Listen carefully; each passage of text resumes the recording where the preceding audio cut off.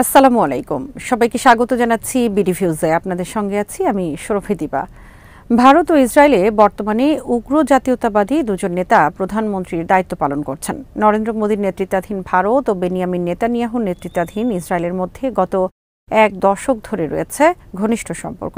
রাজনৈতিক, অর্থনৈতিক, কূটনৈতিক ও সামরিক সহ বিভিন্ন ক্ষেত্রে ভারত ইসরায়েল সম্পর্ক সর্বোচ্চ পর্যায়ে পৌঁছেছে। কিন্তু একসময় স্বাধীন ফিলিস্তিন রাষ্ট্র প্রতিষ্ঠার বলিষ্ঠ সমর্থক ছিল ভারত। ১৯৪৭ সালে স্বাধীনতা লাভের পর থেকেই ভারত ফিলিস্তিনি ভূখণ্ডে ইসরায়েলি দখলদারিত্বের বিরোধিতা করেছে এবং স্বাধীন ফিলিস্তিন রাষ্ট্র প্রতিষ্ঠার সংগ্রামে সমর্থন জানিয়েছে। ভারত কিভাবে ইসরায়েলের ঘনিষ্ঠ বন্ধুতে পরিণত হলো তা নিয়ে ইসরায়েলের হারেটস পত্রিকার তথ্যের ভিত্তিতে বিস্তারিত থাকছে মোতালেব জামালির প্রতিবেদনে।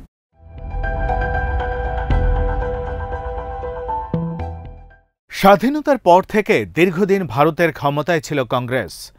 দলটি ইসরায়েলের ব্যাপারে নেতিবাচক মনোভাব পোষণ করত। ১৯৪৭ সালের সেপ্টেম্বর মাসে দখল করা ফিলিস্তিনি ভূখণ্ডে ইসরায়েল রাষ্ট্র প্রতিষ্ঠার বিরুদ্ধে জাতিসংঘে যে ১৩টি দেশ ভোট দিয়েছিল তার মধ্যে ভারতও ছিল।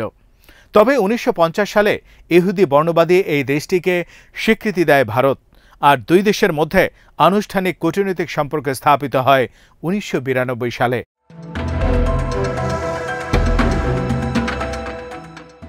কংগ্রেসের সাথে সুসম্পর্ক না থাকলেও ভারতের উগ্র হিন্দুত্ববাদী দল ও সংগঠনগুলোর সাথে ইসরায়েলের সম্পর্ক গড়ে ওঠে অনেক আগে থেকেই।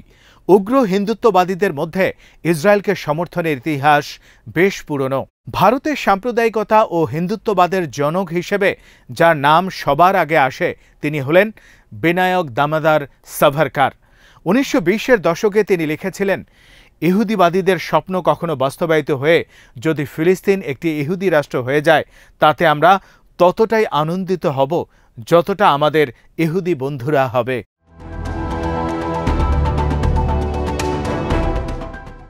ভারতের উগ্র হিন্দুত্ববাদী দলগুলোর সাথে ইসরায়েলের যোগাযোগ শুরু হয় ১৯৬০-এর দশক থেকে। সে সময় ভারতে কনসুলেট চালু করে ইসরায়েল সরকার। দেশটির সরকারি দপ্তর থেকে সম্প্রতি প্রকাশিত কিছু ডকুমেন্ট থেকে দুদেশের সম্পর্কের নানা দিক সম্পর্কে তথ্য পাওয়া যায়। এ ধরনের এক ডকুমেন্টে দেখা যায় ১৯৬৫ সালের ২১শে জুন সে সময়ের বোম্বে ও বর্তমানে মুম্বাইয়ের ইসরায়েলি কনসুলেট থেকে কনসুলার পেরেজ গর্ডন দেশটির পররাষ্ট্র মন্ত্রণালয়ের এশিয়া বিভাগের পরিচালক ড্যানিয়েল লেভিনের কাছে একটি চিঠি পাঠান।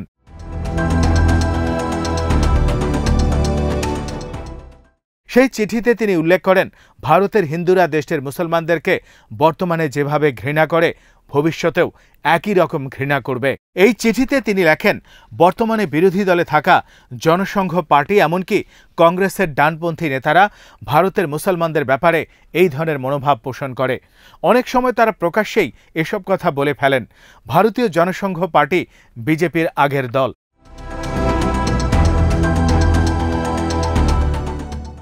১৯৬৬ সালের ১৫ই আগস্ট ইসরায়েলের পররাষ্ট্র মন্ত্রণালয়ে অনুষ্ঠিত একটি আলোচনার সারসংক্ষেপে মন্ত্রণালয়ের রাজনৈতিক অর্থনৈতিক পরিকল্পনা বিভাগের প্রধান ইলান আরিয়ে জনসংঘ পার্টির সাথে ইসরায়েলের সম্পর্ক গড়ে তোলার উপর গুরুত্ব আরোপ করেন।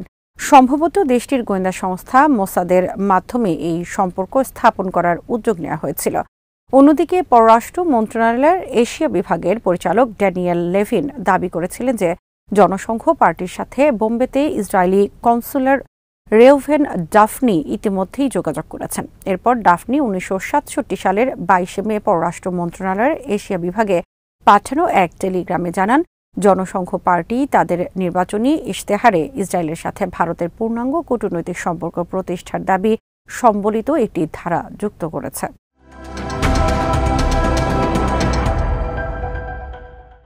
ভারত ও নেপালে নিযুক্ত ইসরায়েলি কূটনীতিকদের পাঠানো বিভিন্ন টেলিগ্রামে জনসংঘ পার্টি ও আরেকটি উগ্র হিন্দুত্ববাদী দল শিবসেনার সাথে ইসরায়েলের ঘনিষ্ঠ সম্পর্ক গড়ে তোলার প্রমাণ পাওয়া যায়। ১৯৬৮ সালে ভারতের গোয়েন্দা সংস্থা রিসার্চ অ্যান্ড অ্যানালাইসিস উইং বা রয়ের প্রতিষ্ঠার পর প্রথম গোয়েন্দা প্রধান আর.এন. কাউকে ইসরায়েলের গোয়েন্দা সংস্থা মোসাদের সঙ্গে সম্পর্ক স্থাপনের দায়িত্ব দিয়েছিলেন প্রধানমন্ত্রী ইন্দিরা গান্ধী।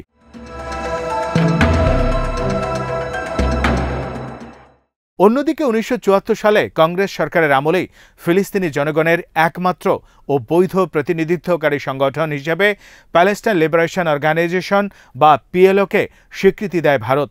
আরব বিশ্বের বাইরে পিএলওকে স্বীকৃতি দেয়া প্রথম দেশ ছিল ভারত। ভারত সরকার ১৯৭৫ সালে পিএলওকে নয়াদিল্লিতে কার্যালয় খোলার অনুমতিও দেয়।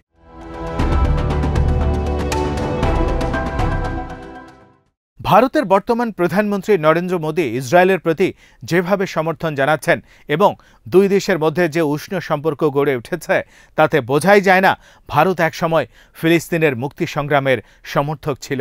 সেই সময়ের ভারত আর মোদীর নেতৃত্বাধীন ভারত একেবারে আলাদা। বর্তমানে গাজায় চলমান যুদ্ধে ইসরায়েলের গণহত্যার প্রতি সমর্থন দেয়া দেশগুলোর মধ্যে ভারত অন্যতম।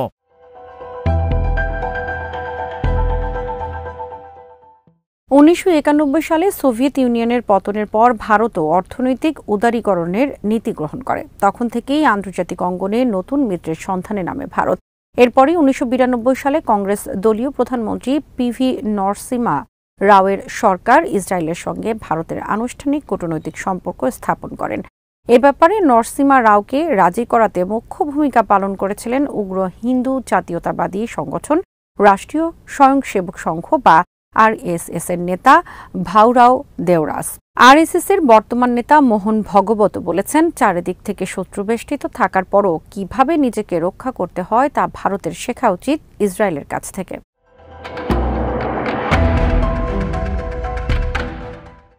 বিজেপি নেতা অটল বিহারী বাজপেয়ী প্রধানমন্ত্রী থাকার সময় তিনি ১৯৯৮ থেকে ২০০৪ সালের মধ্যে ইসরায়েলের সঙ্গে ভারতের সম্পর্ক শক্তিশালী করার উদ্যোগ নিয়েছিলেন। ২০০০ সালে তৎকালীন স্বরাষ্ট্রমন্ত্রী এলকে আদভানি ভারতের প্রথম কোনো মন্ত্রী হিসেবে তেল আবিব সফর করেন। এক বছর পর যশবন্ত সিং ভারতের প্রথম পররাষ্ট্রমন্ত্রী হিসেবে দেশটি সফরে যান। ২০০৩ সালে প্রথম ইসরায়েলি প্রধানমন্ত্রী অ্যারিয়েল শারন ভারত সফর করেন।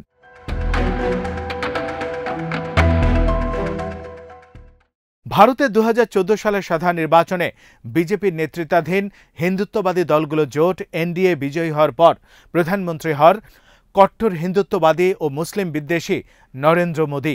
তখন থেকে ভারত ও ইসরায়েলের মধ্যে সামরিক, কূটনৈতিক, অর্থনৈতিক, বাণিজ্যিক সহ বিভিন্ন ক্ষেত্রে সম্পর্ক আরও ঘনিষ্ঠ হতে থাকে।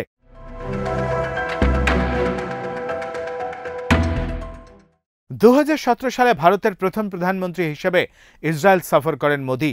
এই সফরে তিনি ফিলিস্তিনি কোনো প্রতিনিধির সঙ্গে সাক্ষাৎ করেননি। তখনই মোদীর সরকার স্পষ্ট করে দেয় তারা কোন পক্ষের সাথে আছে। যে কোনো পরিস্থিতিতে ইসরায়েলকে সমর্থন করে যাওয়ার ব্যাপারে বিজেপির নীতি প্রথম সামনে আসে ২০১৫ সালে। সে বছর ফিলিস্তিনি ভূখণ্ডে ইসরায়েলের যুদ্ধাপরাধ নিয়ে জাতিসংঘের মানবাধিকার কাউন্সিলে ভোটদানে বিরত থাকা ৫টি দেশের মধ্যে ভারত ছিল।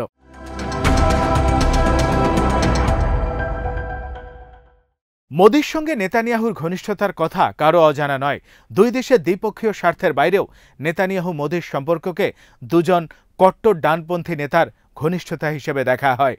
২০১৭ সালে ইসরায়েলের সফরে যাওয়ার পর থেকে নেতানিয়াহুর সঙ্গে তার সম্পর্ক ঘনিষ্ঠ হতে শুরু করে। তেল আবিব বিমানবন্দরে আলিঙ্গন করে মোদীকে বন্ধু বলেও সম্বোধন করেছেন নেতানিয়াহু।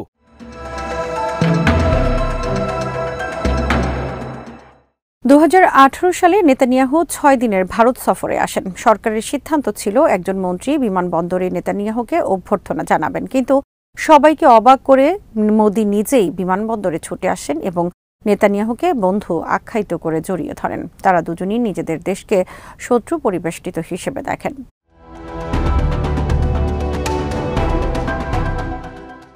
ইসরায়েলে গত ৭ই অক্টোবর হামাসের আকস্মিক হামলার পর ইহুদিবাদী দেশটির প্রতি পশ্চিমাদের বাইরে অন্য যেসব দেশ পাশে দাঁড়িয়েছে তার মধ্যে আছে ভারত। ইসরায়েলের প্রতি সমর্থন জানিয়ে একাধিকবার টুইটও করেছেন নরেন্দ্র মোদী। এরপর ইসরায়েলের প্রধানমন্ত্রী বেঞ্জামিন নেতানিয়াহুর সঙ্গে টেলিফোনেও কথা বলেন তিনি।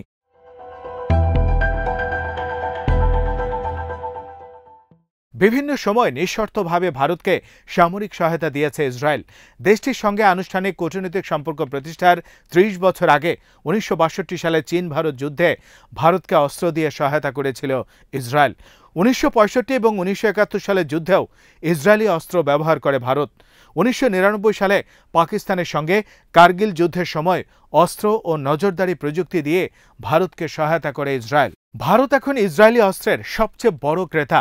ভারতে অস্ত্র সরবরাহকারী দেশগুলোর মধ্যে দ্বিতীয় অবস্থানে আছে দেশটি। বর্তমানে ভারতে প্রতি বছর $1 বিলিয়ন সমরাস্ত্র রপ্তানি করে ইসরায়েল।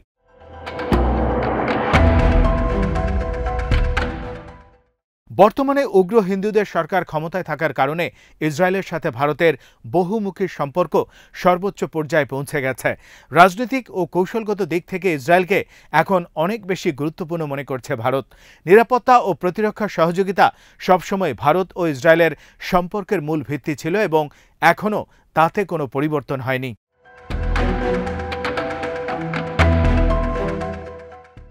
আজ এখানেই শেষ করছি। সবাই ভালো থাকুন, সুস্থ থাকুন আর দেখতে থাকুন বিডিভিউজ। চ্যানেলটি ভালো লাগলে সাবস্ক্রাইব করুন। সংযুক্ত থাকুন আমাদের ফেসবুক পেজে। আল্লাহ হাফেজ।